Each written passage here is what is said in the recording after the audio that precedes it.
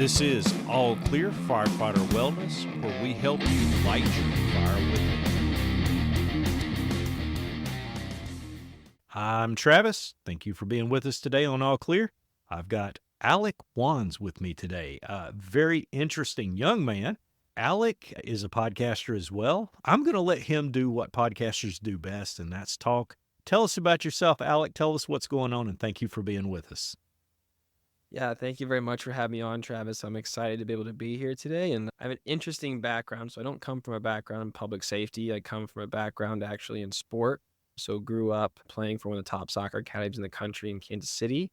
And unfortunately didn't get a professional contract. So I came up to Marquette University to play Division I college soccer. Ended up having a career-ending injury there sophomore year, which kind of kickstarted me on the path to looking at what is life like after sport. Where my senior year, I actually helped develop a mental health program for college student athletes. Since at that time, there was a lot of athletes who were committing suicide, which we also see a parallel in public safety. So trying to be able to make an impact there, built out a pilot program with the present university, and didn't end up taking off. There was a lot of other criteria I'd overlooked. So we wanted to make sure if we're going to do it, we're going to do it right. But a great learning experience nonetheless. And after graduating there, I got my degree in exercise physiology. So I was a strength and conditioning coach at Exos and was working with NFL athletes as well as guys in NFL combine. So a great experience there. And it's always funny, a life path. You don't know where it's going to take you. And you realize that you really don't have control over a lot. But a mentor who I met in college actually ended up becoming CEO of Ready Rebound, the current company I'm at, and brought me on where we help expedite the care of first responders. So almost like how do you see the right doctor in less time than Amazon Prime.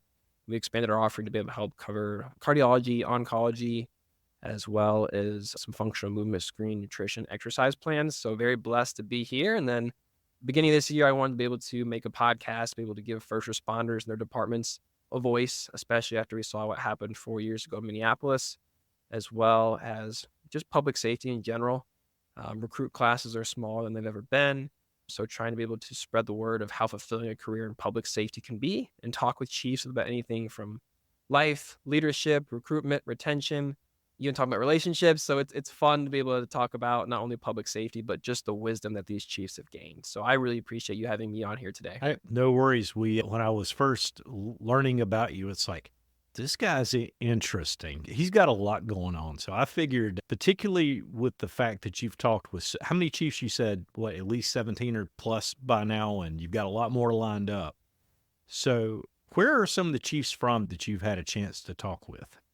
Yeah, so right now I've had 17 episodes published, but I record about 2 to 3 a week because chiefs always have to reschedule for different stuff that comes up. So I always have one in the bank for the week coming up and now booked out through early 2025, which is exciting. But had Chief Baker on from Austin Fire Department. I've had Police Chief Paco Balderrama on in California.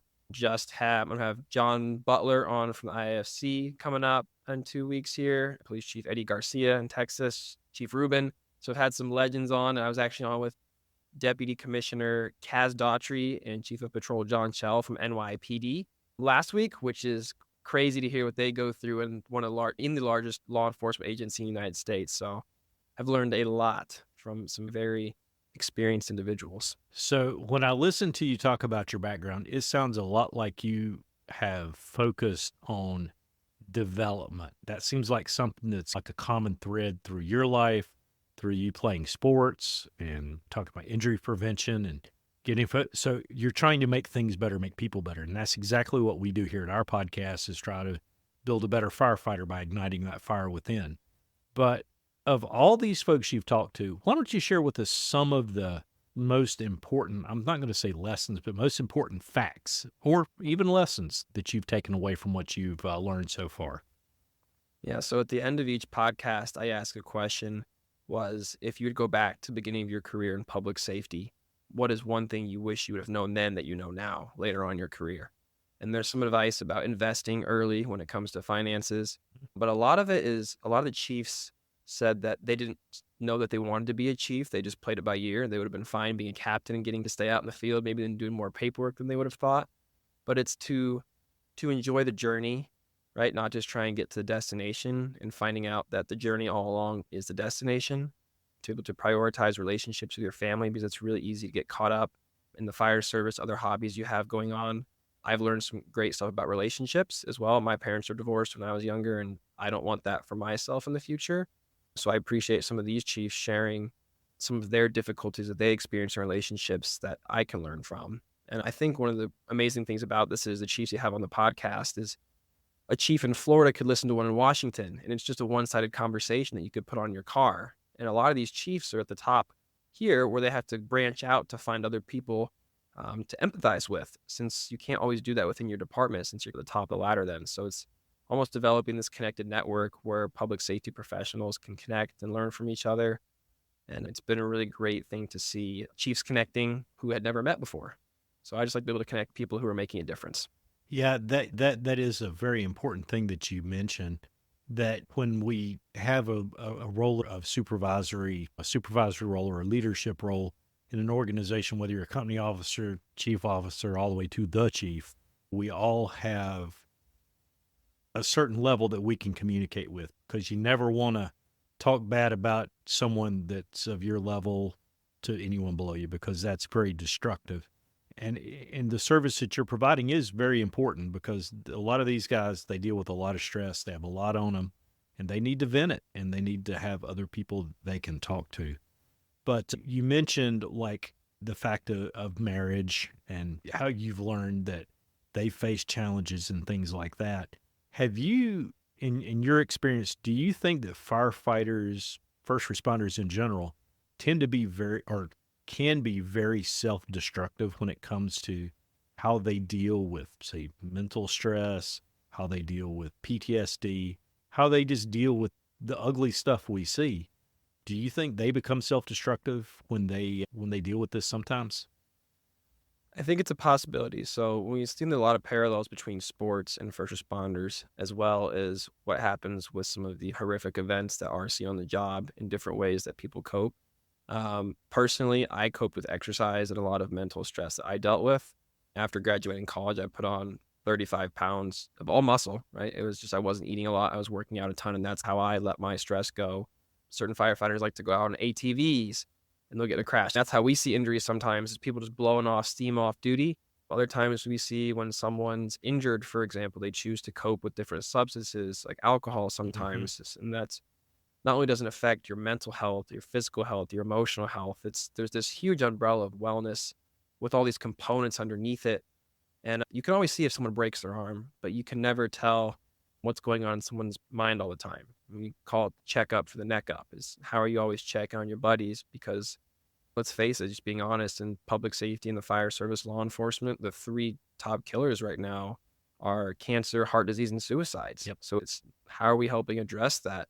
Because the suicide one's hard. You can't always see what's going on in someone, and it's just making people be more aware of, is your buddy acting different? You check up on them. Because the last thing you want is to say, I saw something off, but I never said anything. Yep. Exactly. Craig Stallowee, a friend of mine who's in Colorado, we've had him on the podcast before. He's another podcaster. He uses the word, he doesn't like to use the word mental health. He uses the term mental fitness, Hmm. and how when we deal with things, we have just, you're not going to go do your jar pat. You're not going to go do your physical training without having some type of workout routine in front of you. And it's the same. You have to get your mind, you have to start focusing on how to mitigate these things in your mind even before you see the bad stuff. And that's a problem, I think, that is very real in the fire service right now. And a lot of people don't take it serious because, hey, I'm not going to say anything because I'm a dude, I'm a man. I'm not going to say that. I can't let anybody see me weak. And that can be very destructive, as we were talking about. But yeah, no, that's one of the big things. And you also mentioned the fact that a lot of times when you talk with people, you don't know what's going on, and you don't want to be the one that says, I should have said something. What would you say from your experience, both professionally working for the organization you do, and then also working with firefighters and things like that you've interviewed? What would you say are some of the things that we can do to maybe identify a firefighter that might be struggling or a first responder that might be having some issues. Yeah, just speaking from personal experience, this is not me providing advice to anybody when I say this, as I'm not like licensed in this Sure, area, sure. but I'll just share from personal experience.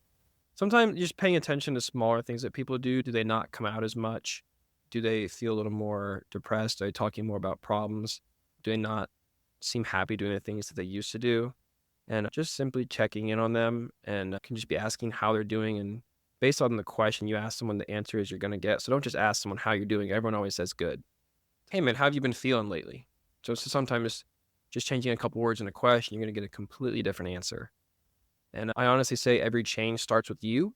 So if you're hoping that someone opens up, you should probably be sharing something vulnerable about yourself to create that safe space. What's going on? I'm a big fan of Brene Brown. And one of the things she talks about the word is vulnerability. And everyone thinks it's this scary word. Like I'm going to be vulnerable. It's so exposing, weak in a way. But I challenge anyone listening here to think of a situation in your life where you've had to be vulnerable, but not courageous at the same time. Mm-hmm. Being vulnerable takes courage. Yes. So when you show someone that it's okay, that if you can be courageous and maybe share something about you that others might not know and can be maybe perceived initially as, whoa, I didn't know that was going on. It's really funny the response you're going to get because people are going to be drawn to you and then open up themselves. So I always like to say, be the change that you want to see. And sometimes you have to be the one to take that first step. Yes, that is very true. And that vulnerability is something that I think is a cultural thing, not just among men, but especially among firefighters. We're not going to tell anybody how we really feel. I'm tough. I can do what I have to.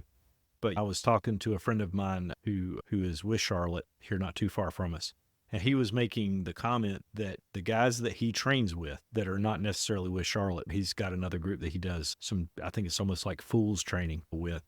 And they always say, I love you before they leave. And the first time I heard that, I was like, hey, man, that's weird. But then after he explained it, and then he looked at me and said, when was the last time you told a full grown man other than your dad that you love him?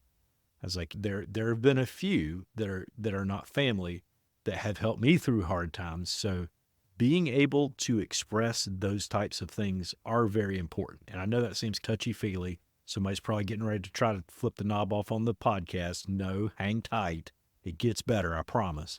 But those are all things that I think that we have to have cultural change with in the fire service. And that's one thing that I think we really do struggle with a lot. And maybe you've noticed that from talking to chiefs because these tend to be the older guys that have been around longer. Do you think they struggle with the changes that we see, such as that being vulnerable and open, or do you think they're pretty easy to go with it? We'll return after these messages. Are you enjoying this podcast? If so, we have a small favor to ask. Subscribing and donating helps us to keep the show running and brings you even more great content. By subscribing, you'll never miss an episode. You'll be able to support what you love. Donations, no matter how small, can help us cover production costs, improve the quality of each episode, and generally keep the lights on. So hit that subscribe button, and if you can, consider making a donation.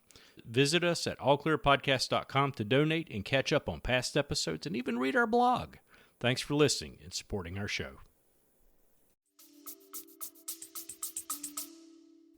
I think from what I've seen, the older, because I'm 25 years old for those who don't know listening here, I think from what I've seen from some of the older generation is that there is still a little bit of that, not as much wanting to be able to share what's going on as might be seen as a weakness. Personally, being part of the younger generation, it's cool to see that more people are opening up. And I know that we just say how it is here. Women tend to do a better job at talking to each other about their feelings and stuff like that. And I saw a study recently that could be a reason why they might have an average lifespan that's longer than males. When you look at the documentary Blue Zones, when they're talking about where do the most centenarians live, it's the diet, the exercise, but the thing they put at the top was the social relationships you have with others. And men, let's be fair, you could go out golfing with someone, spend a whole day with them, and you ask, how's life? You don't really get too deep. Girls go ask each other anything. And I read this the other day, and it was like, when's the one time that normally men receive flowers in their lives? And it's at their funeral. Yep. It's almost like you said here with the last time you said you love you to a grown man. You never know when the last time you're going to see someone. They could go out on a call and you could never see them again. So no matter how bad the fight, the disagreement that you're in, it is so not worth leaving like that, because you would not be able to forgive yourself if they went out on a run, or heck, if they even went home for the night and didn't wake up the next day sleeping.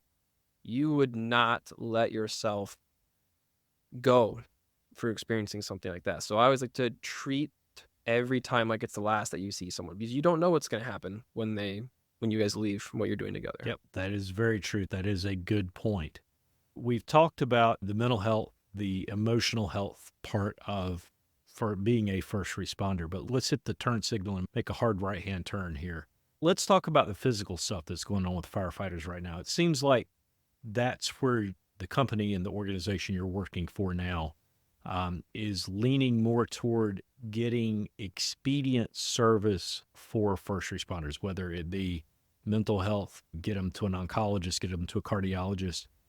Why do you think that is an important thing for us to look at from a leadership perspective, and also just in general from the fire service? Because I'll be the first to admit I am not the most active person at going to the doctor.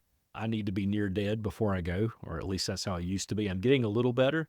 But how do you think what you guys are doing in trying to make those connections, patient to doctor, why do you think that's an important thing that we need to be looking at as well? Wow, do you have a couple hours? I can give you a few minutes. Yeah. When you look at the largest part of a department's budget, it is their largest asset. It's the personnel. It's the people. I know trucks are getting more expensive. Yes. It's crazy how they're getting upwards of $2 million now. But the biggest asset your department has is the people. So how am I investing in people? And a lot of the piece of that is if they're injured, they can't work, which then affects their physical health, their mental health, if they are away from that locker room type feel. Oh man, there's so many areas to be able to hit on here for it. And then, for example, like a staffing shortage is at an all-time high across the country. So there's a vicious cycle between smaller academy classes, a lot more firefighters doing more overtime, which is putting a financial strain on the department, on the firefighters' physical health. We're seeing more injuries physically, mentally, and there's just not as many resources in the fire service. Funding has gone down ever since 2009 across the country. And it's really hard to be innovative and forward thinking when you're just trying to be able to keep the current members that you have and try and keep your head above water. And a big piece of that is first responders, firefighters, police officers, you're tactical athletes. The work you do is physically demanding. I did the firefighter for a day for a fall and sweat out 7 pounds. You're chopping wood, pulling ladders, pulling hose. And even if your buddy goes down in a fire, you have to be able to pull them out. Patients are only getting heavier. So now it's more important than ever that you need to be able to be at your top physical condition, or at least be physically fit. Not just obviously for yourself and your health, but for those other out there who you're serving. And I think it's humans in general have this behavior. I do feel we're a very flawed species. We're always very reactive instead of proactive when it comes to a lot of things. And it's hard to see sometimes that someone has to wait for a heart attack to happen to start eating cleaner and exercising. So it's how can we look at the patterns that society has and look to be able to break those, almost like learning the lesson without having to bear the scar there. So how do we help get members in within a day to see an orthopedic specialist if they tear the rotator cuff, get them an MRI in a day, get them surgery within a week? Because that helps the department, it helps the individual, it helps finances, it helps everybody involved. Just believe it's the right thing to do for the right people. First responders are out there 24/7, 365, so we do the exact same. We realize that they have to support their families too. If they're not working, then their family is not maybe bringing the income that they want, or they can't work their second jobs. So it's not just getting them back to work, it's getting them back to their lives. And we even help do the same service for their kids, retirees, administrative staff, everyone involved in the department. Plenty of firefighters' kids get hurt in a soccer game on a Saturday of their knee, or retiree slips on the ice in the winter. And you don't want to just get a firefighter to retirement. You want them to live a healthy retirement. Yeah, one of the things that has impacted me greatly when you start talking about that retirement, we did a kind of an informal survey just in the department I worked for. And we've got, at the time, we were right about a little less than 300 members. And we have a spaghetti dinner once a year for the retirees. And everybody gets to see their old friends. And we put this survey out in front of them and we ask, okay, how many of you guys have had a cancer diagnosis since retirement? Not while you were on shift, but since retirement. Do you know what the percentage was that we had that had a active cancer diagnosis or have just came off of one. I'm scared to hear the number. 33%, 1/3 of our retirees. And we're finding that retirees, and I'm just speaking for cancer, and I know there's other factors, but most of them are being diagnosed within 2 to 3 years of retirement. Trust me, when I retire, I want to have plenty of time with my wife, with hopefully grandkids at the point. But, and traveling, there's things I want to do. Yeah. But if I don't take care of myself now and I don't get the services I need now from doctors and follow-up, it doesn't go well. And one of the partners that we work with here through our nonprofit is some guys from a company called SelectWell. They are some of the absolute best in the industry when it comes to doing the diagnostic lab work, the blood work, and they are working very hard at trying to be predictive for things such as cardiac and thyroid. And at our last physical that we had professionally here in Concord, we had full body ultrasounds. We did the spirometry. We were on the bikes. They did full EKGs on us, and they found several guys that had issues that needed to follow up on it. We had one firefighter had their thyroid removed because they found a lump and it was precancerous, and they were able to get out in front of that. Yes, we tend to be scared to say I love you, and we tend to be scared to go to the doctor. Those are two things that I think we need to change in the fire service. And when we see organizations like yours that push toward that, it's a good thing. It really is a good thing. And it's not because people don't want to go. I think it's because of what you might find. Yeah. I was talking with the CEO of United Diagnostic Services, Ray Lincoln, last week, and we were at a conference together, and he just does free screenings there for chiefs who are there. And last year, there was a survivor who said, when I was here a year ago, when Ray tested me, I felt fine, didn't feel anything. He tested me, and it came back that I had cancer. I would never have known. If I would not have known, I would have died. And it's just something right there, like you don't always feel it. That's why it's important to get checked for it, because I'm pretty sure a lot of people want to live to see their grandkids or see their spouse or go travel. And it's just one of those things you're not going to know unless you test. So we'd rather be safe than sorry when it comes to that. Yeah, no doubt. And it's really awesome to see a young person like you with as much insight as you have, and how much you've obviously learned just by talking to other people. And that's why it's important that messages go out about leadership. It's not just how do you write up your paperwork better when it's disciplinary. It's not just, hey, we need to learn how to throw a ladder better. We need to learn a better way to stack hose. It has nothing to do with that sometimes. It's got to be interpersonal skills. It's how you deal with people. And the mission you are doing, Alec, is absolutely one of the most important out there.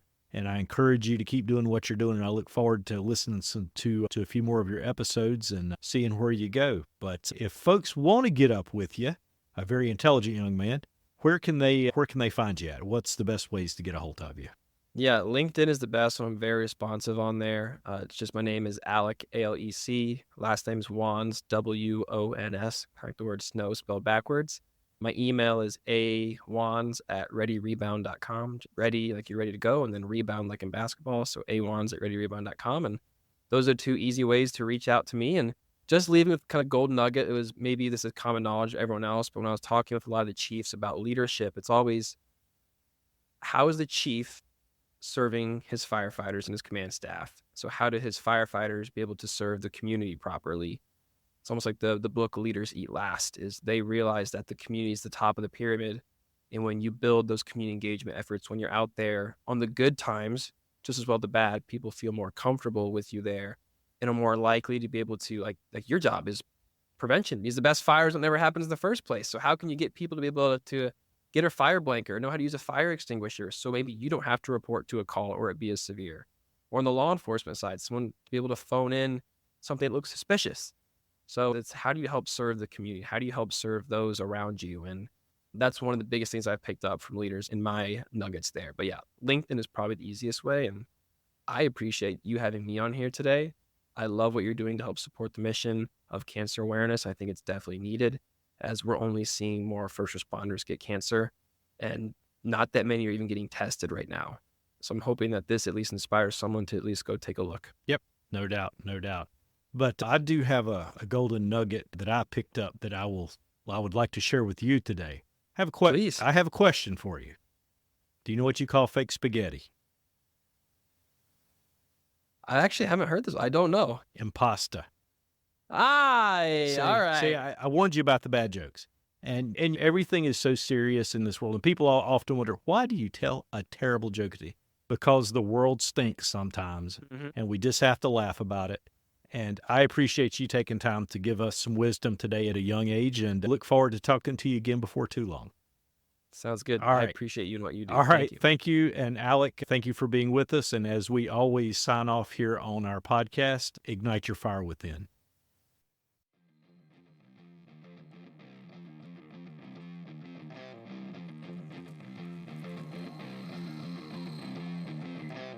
You have been listening to All Clear Firefighter Wellness. All Clear is presented by the North Carolina Firefighter Cancer Alliance. You can find out more about us at allclearpodcast.com. Leave us a message. We'd love to hear from you. If you like what you hear, tell someone. All opinions expressed on the podcast do not always reflect the opinions of the podcast. As always, light your fire within.